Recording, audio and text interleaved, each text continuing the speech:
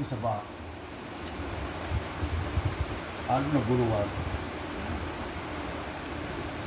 જે અહીંયા મહેશભાઈના ઘરના આંગણે છે અને એમાં બધા સંતો વેકેશનથી બેઠા છે. સાધક સંતોના શબ્દો એ આપણને જ્ઞાનરૂપી પાંખું આપે છે. ભલે સદગુરુ મળ્યા છે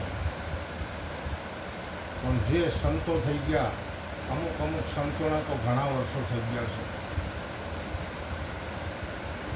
1370ની સાલમાં આ જોધલપીર જે થઈ ગયા કેસરડીમાં, અને એમના શિષ્ય ભવાનીદાસ થઈ ગયા. એ 1314-1457ની અંદર થઈ ગયા. અત્યારે 2081ની સાલ ચાલે છે. રામદેવજીના અવતાર મોર થઈ ગયા. એવા જે સંતોના શબ્દો પડ્યા છે અને એ સાધક સંતોના જે શબ્દો આપણે જો એને ગ્રહણ કરવી તો આપણને જ્ઞાનરૂપી પાંખું મળે.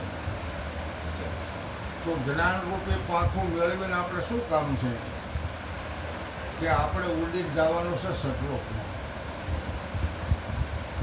આ મરતલોકની અંદર તો આપણે આવ્યા છીએ, માનવ જે મળ્યો છે જ્ઞાન, ભક્તિ અને વૈરાગ પ્રાપ્ત કરી અને આપણે આપણા સતલોકની અંદર જવાનું છે.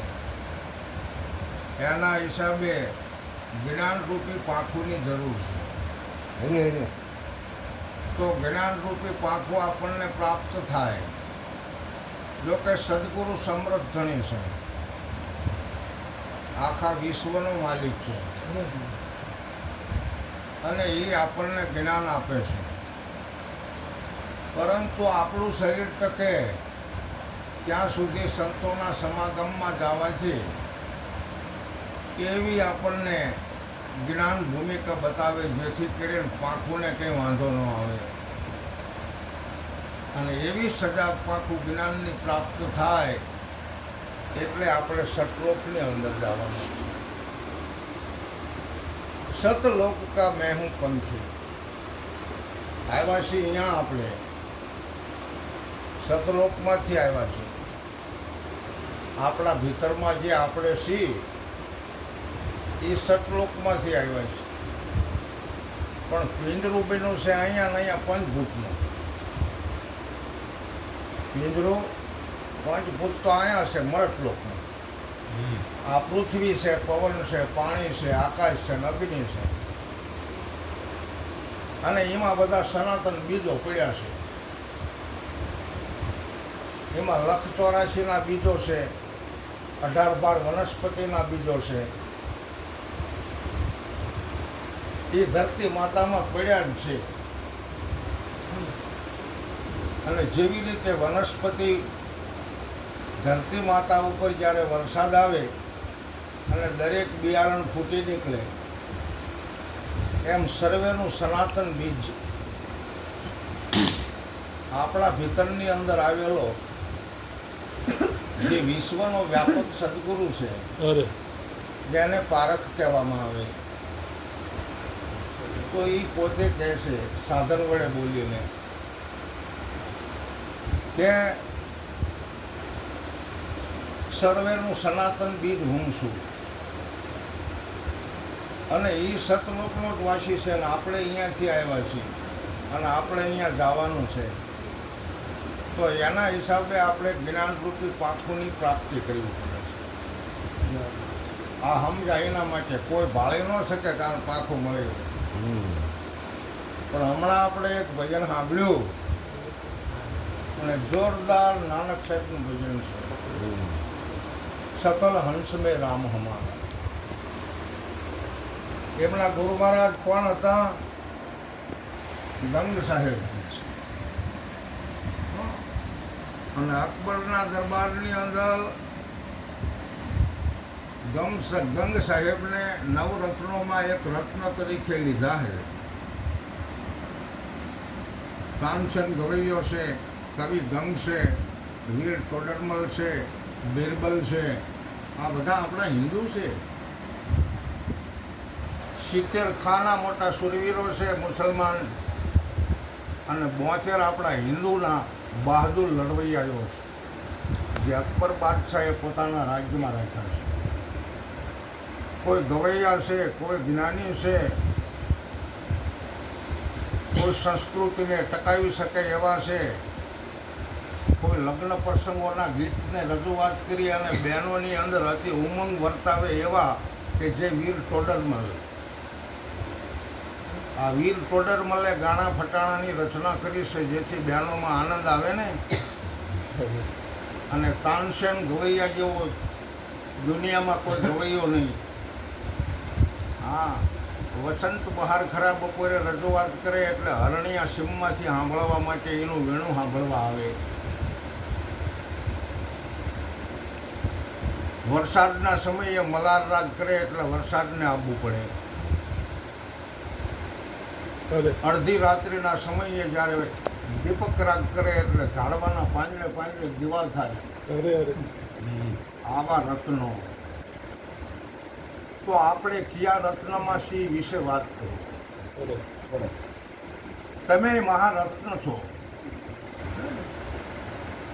પણ શબ્દને સમજવાનો છે. ઘણા વર્ષો પહેલા સંતોએ શબ્દ મૂક્યા કે સકલ હંસ મેં રામ હમારા. સકલ હંસ કોને કહેવાય? તમે જો सकल बग में राम हमारा एम नहीं, सकल काग में राम हमारा एम नहीं. છે તો ખરા, પણ હંસગતિજીને મળી છે ને એમાં પ્રત્યક્ષ રામ બિરાજમાન છે. એટલે નાનક સાહેબે રજૂ કર્યું કે सकल हंस में राम हमारा, એ રામ વિના કોઈ ઠામ નથી ખાઈ. કોઈ ઠામની અંદર રામ નથી એવું છે નહીં, રામ છે. પણ એમાં પાછું એવું આવ્યું કે નામ સમોવડ કોઈ નહીં. તો ગમે તે ઠામની અંદર નામ છે, અને એ નામને જ્યારે આપણે પારખતા હોય કે ખરેખર ઠામી નામ છે કે નામી ઠામ છે, નામ ક્યાં પડ્યું હોય એમની આપણને ખબર પડતી નથી.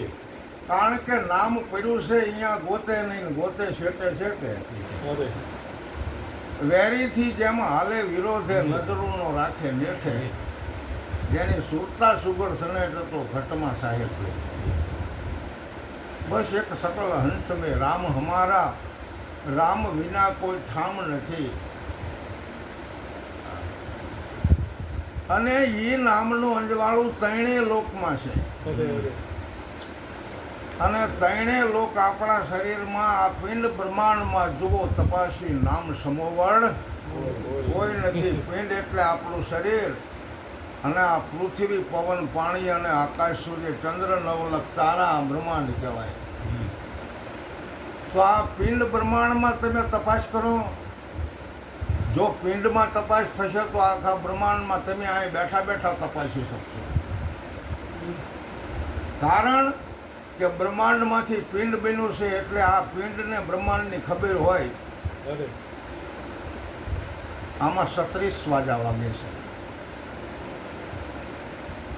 હા, એક નાદના 36 સ્વર જો બનાવ્યા હોય તો આ માણસની બુદ્ધિએ, સ્વર તો એક જ છે આવતો, પણ એના 36 સ્વર બનાવ્યા, જે આખો કકો, અને 12 વ્યંજન લગાડ્યા એટલે બારખડી થઈ, એટલે આવી વાણી બની. તો આ 36 વાજા વાગે છે, વગાડતા તો આવડે છે ને આપણને. બહુ સારી વાત છે. 3 લોક આપણા પિંડમાં છે. મસ્તકમાં એક લોક બિરાજમાન છે, નાભી કમળમાં એક લોક બિરાજમાન છે, અને આપણી કર્મ ઇન્દ્રિયોની અંદર એક લોક બિરાજમાન છે. તો આ 3 લોકમાં આનું અંજવાળું નથી. આપણા મસ્તકની અંદર તરવેણી છે, આમાં આનું કેટલું બધું નૂર છે તમે જુઓ. આ એકનું નૂર 3 ભુવનની અંદર છે. આ ત્રણે ભુવનથી આપણું પિંડ બન્યું છે, જેને ત્રણ ગુણ કહેવાય: રજોગુણ, તમોગુણ ને સત્વગુણ. આ ત્રણેય લોક છે અને 14 બ્રહ્માંડ આપણા પિંડની અંદર બિરાજમાન છે. એમાં 5 જ્ઞાનેન્દ્રિય અને 5 કર્મેન્દ્રિય. અને આપણા હૃદય કમલની અંદર આવેલા 4 અંતકરણ: મન, બુદ્ધિ, ચિત્ત ને અહંકાર. 10 ઇન્દ્રિયો, 14 બ્રહ્માંડની રચના સૂક્ષ્મ સ્વરૂપે આપણા પિંડમાં છે. પરંતુ નાનક સાહેબ કહે છે આપણે હંસ બનવાનું છે. હંસ બન્યા સિવાય આપણે ઉડીને માનસરોવરમાં જઈ નહીં શકીએ. જો હંસ હશું તો આપણે માનસરોવરમાં જઈ હાથા મોતીનો ચારો ચરી શકશું. તો હંસ બનવા માટે આપણે પહેલા વાત કરી કે જ્ઞાનની જરૂર છે. સદગુરુ મહારાજે જ્ઞાન આપ્યું પછી આપણે સાક્ષી ભૂતની અંદર આવા મહાન સમર્થ સાધક સંતના શબ્દોને ગ્રહણ કરવા છે કે સકલ હંસ મેં બિરાજેલા રામને આપણે જાણવાના છે. ગમે તે કોઈ આમ વસ્તુ જુઓ તો આની અંદર રામ છે કે નહીં,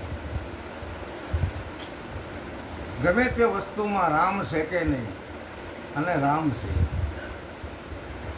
તો પછી આપણું આવું સરસ મજાનું ચેતન શરીર છે ને આમાં ન હોય? હે? તો આમાં જે નામ સમોવડ કોઈ નથી, એ નામે આમાં છે. બરાબર? કે જપ કરો, તપ કરો, તીરથ કરો, વ્રત કરો, પણ એમ કે આ નામનું ભજન ન કરો તો કોઈનું બધું વ્યર્થ છે. નામ સમોવડ કોઈ નહીં, જપ તપ તીરથ જોગ, નામે પાતક છૂટ્યા, નામે નાશે રોગ. એ આ ભીતરની અંદર આવેલું જે અખંડ અને અવિચળ જે નામ છે એ નામનું ભજન કરવાનું છે. અને એ ભજન થકી આપણે ભવના રોગ મટાડવાના છે.